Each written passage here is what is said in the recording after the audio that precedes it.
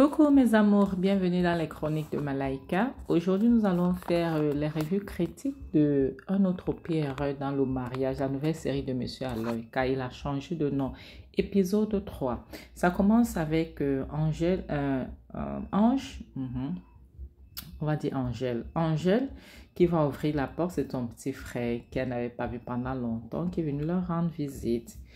Par rapport à son mariage, en fait. Il n'était pas là, il était en voyage.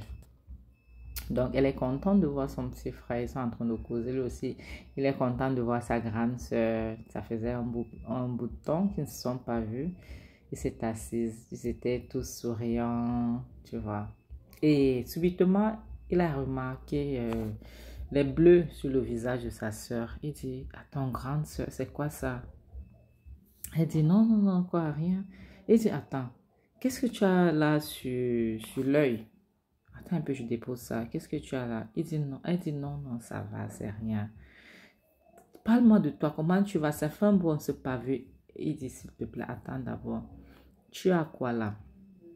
Je vois ton œil qui est bizarre. Elle dit qu'est-ce que tu racontes? Elle dit oh mon œil. Oh, ok. En fait, rien, juste que je suis tombée des escaliers. En fait, j'ai trébuché et puis je suis tombée du haut des escaliers. Donc, c'est juste ça. Et puis, c'est ça qui m'a affectée comme ça. Mais, parle-moi de toi. Comment tu vas? Ça fait un bout de temps. Il se lève donc pour la voir. En lui tenant le bras, elle a eu très mal. Il a dit, attends, tu as trébuché. Mais subitement, tout ton corps fait mal. Comment est-ce possible? Ce n'est pas l'œil seulement, le bras aussi est bleu. Elle dit, s'il te plaît, oublions ça. Toi, comment tu vas? Elle essaye de détourner la conversation. Il ne veut pas. Elle dit, laisse tomber, embrasse-moi d'abord. Comment tu vas? Et tout. Il dit, grande soeur, ça ne va pas. Moi, je ne suis pas content. Dis-moi, qu'est-ce qu'il y a? Il t'a touché, ton mari te tape. Elle reste tranquille. Ton mari te tape, je te pose la question. Elle dit oui, il m'a tapé. Mon Dieu. Elle dit comment est-ce possible que ton mari te tape? Attends, explique-moi un peu, qu'est-ce qui se passait? Elle dit je ne sais pas et pourtant il ne m'a jamais tapé. Il a pris sa grande soeur dans ses bras, elle s'est mise à pleurer, elle a commencé à expliquer que oui, son mari la tape. Et tout le tralala, et son petit frère, lui-même s'est mis à pleurer. Il n'en revenait pas que quelqu'un touchait sa grande soeur comme ça. Tu vois, il avait très mal à la place de sa grande soeur. Il pleurait, disait à sa grande soeur que ça va aller, il est là maintenant. Il est là maintenant, son mari ne pourra plus la toucher. Maintenant, voilà Kizito qui retourne de là où il était. Il voit quelqu'un en train d'embrasser sa femme. Seigneur. Kizito vient, il les écarte, il dit que c'est quoi ça? Qu'est-ce que vous croyez que vous êtes en train de faire là dans ma maison? Il dit, mais je suis en train d'embrasser ma soeur.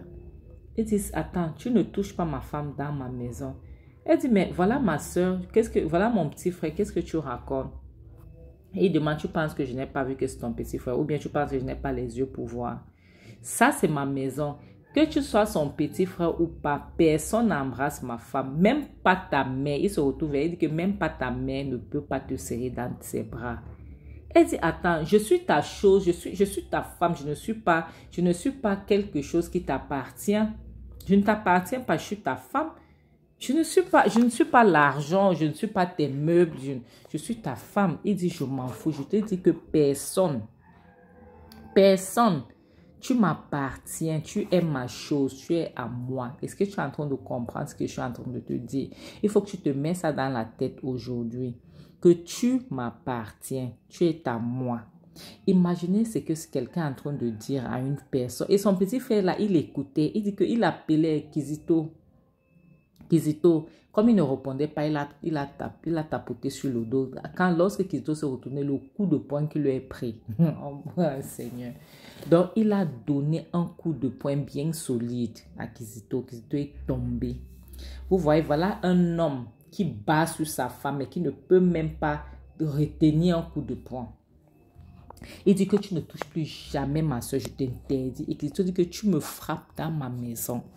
Il dit oui, et je vais te frapper encore et encore. Tu ne toucheras plus jamais à ma soeur. Plus jamais. Kizito dit que attends, tu me tapes, je vais te traiter, je vais te montrer maintenant. Kizito dit que je vais te mettre là où il faut. Ils ont commencé à bagarrer. Le petit là a touché Kizito comme il fallait. Il a bastonné Kizito, donné les coups de poing. Donc les coups de poing pleuvaient comme la pluie sur Kizito. Et donnait les coups de poing. Sa petite et sa grande soeur étaient là et criait. Angèle était là et criait. Il faut laisser, arrêter ça, arrêter ça. Donc c'est Angèle qui a finalement séparé. Et moi, je ne sais pas pourquoi elle a séparé. Ça, c'est quelqu'un qui passe son temps à te bastonner à la maison. Parce que tu es une femme. Parce que c'est que tu es faible. Il passe son temps à te bastonner. Maintenant, tu ne vas pas laisser que ton petit frère se venge sur lui. Son petit frère l'a bien battu. Bien battu. Mais après, elle a respecté sa soeur. Sa soeur lui a poussé, l'a mené dehors. Que sors d'ici, sortons. Vas-y. Il ne voulait pas, sa soeur lui a poussé, a mené dehors. Kizito était là, Kizito, que tu oses lever la main sur moi. Lorsque toi, un homme regarde ses bras, regardez-moi ses bras, regardez-moi sa taille.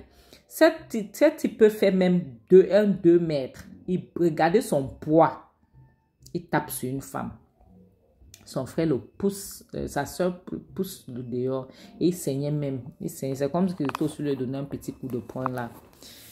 Maintenant, Kizito dit, je vais te traiter, je vais te montrer. Tu oses venir chez moi me taper. Tu lèves la main sur moi. Et Seigneur, mes amours, voilà le problème que j'ai. Je dis toujours que les hommes qui lèvent facilement la main aux femmes sont les faiblards. Ces hommes-là ne peuvent même pas bagarrer avec un autre homme que eux. Donc, comme ils savent qu'ils sont faibles, ils sont obligés de retourner ça pour montrer leur force sur une femme. Voilà, regarde comment un enfant lui a bastonné son petit frère. Maintenant, sa grande soeur Angèle vient dehors et dit à son petit frère que je n'aime pas ça. Tu n'aurais pas dû bagarrer. Ça, c'est ma maison. Ça, c'est mon mariage. Ok, son frère dit que tu rentres avec moi à la maison. Tu reviens avec moi à la maison. Angèle dit, je ne peux pas. Je ne quitterai pas mon foyer. Ça, c'est mon mariage. Il dit, tu ne peux pas te laisser ici, grande soeur. Tu dois retourner avec moi. Ok? Je ne peux pas laisser Kizito te toucher. Tu es tout pour nous. C'est toi qui nous donnes la vie. C'est toi que tu te bats pour nous. Comment est-ce que je vais laisser ton mari te toucher? Pour que quelqu'un te touche, la personne doit me traverser le corps d'abord. Sa petite soeur dit que rentre à la maison. J'ai compris. Je viendrai là-bas te voir. Tu as compris? Il dit que je ne peux pas partir sans ta grande soeur dit que tu dois rentrer. Il était tellement fâché. Et Dieu merci qu'il y a au moins quelqu'un qui peut la protéger contre son mari. Même comme elle est là. Ça, c'est quelque chose que je ne comprends pas. Et en réalité, mes amours, la plupart des femmes qui traversent les violences conjugales, la plupart du temps se disent que c'est leur faute. Ce n'est pas votre faute. Ce n'est pas votre faute de vous faire bastonner par un animal. Et il y a même les hommes aussi qui traversent qui sont dans qui ont ce problème-là, qui vivent la violence conjugale aussi. Il y a les hommes qui vivent ça, ce n'est pas uniquement les femmes. Il y a les hommes qui vivent ça aussi, mais la majorité, ce sont les femmes qui vivent les violences conjugales. S'il vous plaît, ce n'est pas votre faute. Et le mariage n'est pas une fin en soi. Vaut mieux ta vie. Je suis contre le divorce. Moi, je suis contre le divorce. D'ailleurs, dans ma famille, on ne divorce pas. Je suis contre le divorce. Mais le mariage, moi, je vais dire, si tu mets le mariage, tu mets la vie. Je choisis la vie. Le mariage n'est pas une fin en soi. Le mariage n'amène personne au ciel. Jamais de la vie. Pardon. Choisissez votre vie. Parce que il y a les femmes qui vont dire que je ne peux pas quitter. Si je quitte, il va ramener une autre femme qui va s'occuper de mes enfants. Je ne vais pas laisser mes enfants. Minarmi, il va finir avec toi, il va t'en finir avec toi à cause de la bastonnade. Et une autre femme va entrer dans la maison là s'occuper de tes enfants que tu ne voulais pas laisser là. Vaut mieux que tu quittes, tu es vivant. Si ça ne va pas, tes enfants vont fuir et venir te retrouver là où tu es. Pardon, mettez ça dans vos têtes. Je vous en supplie.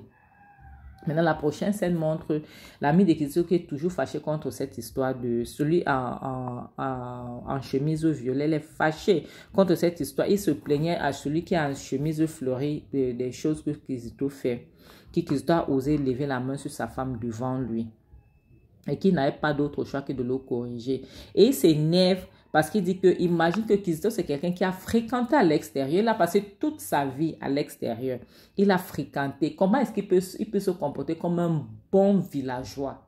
Un villageois, il ose lever la main sur sa femme devant lui. Et celui se dit que, mais de quoi est-ce que tu te mêles? Ça, c'est Kizito. Oui, tu n'as pas mal fait. Mais au même moment, tu as aussi mal fait parce que les histoires de Kizito concernent Kizito et sa femme. Tu ne dois pas te mêler dedans. Il lui demande que si cette fille était ta soeur, est-ce que tu allais dire la même chose que je suis en train de dire? Si c'est ta soeur que Kizito battait comme ça, est-ce que tu allais rester tranquille?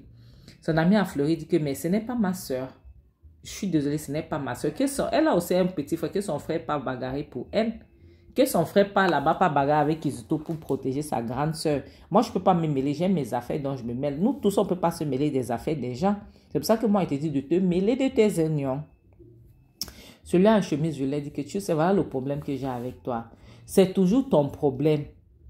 Les problèmes des autres ne te concernent pas. Cette fille a besoin d'aide et la communauté doit l'aider. Il dit donc, toi, tu vas avoir les problèmes avec ton ami à cause de sa femme. Tu t'entends parler même. Tu écoutes ce que tu es en train de dire. Son ami dit que oui. Le jour qu'il va toucher sa femme encore devant moi, on ne va pas lui dire. Je lui ai déjà dit, il n'a pas le droit de toucher sa femme devant moi. Il n'a pas le droit de toucher sa femme devant moi. Donc, il doit se tenir prêt. Son ami dit que s'il te plaît, il faut les laisser là-bas. Tu vois. L'autre en violet dit que je ne vais pas laisser. Le jour Kizito sait, il ne peut pas, ça ne doit plus jamais arriver. Et mes amours, voilà le problème que j'ai avec les gens comme ça. Ce sont les mêmes gens comme ça. Et je vais toujours prendre l'exemple de la maman Osinachi, feu maman Osinachi, l'artiste nigérienne du gospel. C'est comme ça, elle avait quitté son foyer la première fois. Elle est rentrée chez elle. Sa famille dit que, oh non, tu ne peux pas, oh. Nous sommes une famille chrétienne. Tu es pasteur, tu chantes à l'église, tu es ceci. Qu'est-ce que les gens vont dire? C'est quel exemple que tu montres? Et voilà, et il faut pas, oh, tu ne peux pas, oh, pour tes enfants, oh, voilà aujourd'hui, elle est 6 pieds sur terre. Où sont les enfants là? Les enfants là sont orphelins parce que leur papa est aux joies. Il est un gâteau. Aux dernières nouvelles, lorsqu'il vient d'arriver, on dirait qu'il a même fui. Oh, il a monnayé. Oh, on ne sait pas où il est. Il n'est plus là où il était censé être. Vous voyez, elle est où? Elle est 6 pieds sous terre. Et pourtant, on l'avait laissé rester comme lorsqu'elle était partie, là, aujourd'hui, elle serait vivante. Vous voyez. Vous voyez, voilà, ces enfants sont restés les orphelins parce que leur père est introuvable. Vous voyez. Pardon. Pour ceux qui sont dans les problèmes ainsi, quittez pendant que vous pouvez avec vos 2 pieds. Et j'ai même vu dans les trucs, les émissions, il y a même les femmes qui disent que leur mari, on dit que, oh, je suis député, je suis procureur, je suis gouverneur, je suis ceci, je suis ministre, on ne va rien me faire. On ne peut rien me faire. Si tu parles, c'est moi qui vais t'enfermer. Si tu peux fuir, pardon, fuis. Ta vie vaut mieux que tout sur terre. Tout est vanité. Ta vie vaut mieux que ça. Le luxe que tu penses que tu es en train d'enjoy, tu ne peux pas fuir parce que aujourd'hui tu es au Canada, demain tu es aux États-Unis, après demain tu es en Australie. Tu vas mourir, tu vas laisser ça. Donc vaut mieux fuir lorsque tu peux. C'est mieux. Sincèrement, je vous en supplie. C'est mieux. C'est mieux. Ça ne vaut pas la peine. Le mariage, je ne dis pas que c'est quelque chose de facile ou bien, mais tellement le mariage est difficile qu'on essaye de faciliter les choses. À cause de ça, il y a certaines choses que tu ne dois pas laisser que ça t'arrive. La bastonnade, tu dois être loin de ça. La prochaine scène montre le petit frère d'Angèle qui est retourné à la maison. Il est assis et sa maman arrive. Sa maman lui demande que, mais je te cherche depuis, tu étais où? Où étais-tu passé? Depuis, je ne te vois. Tu étais où?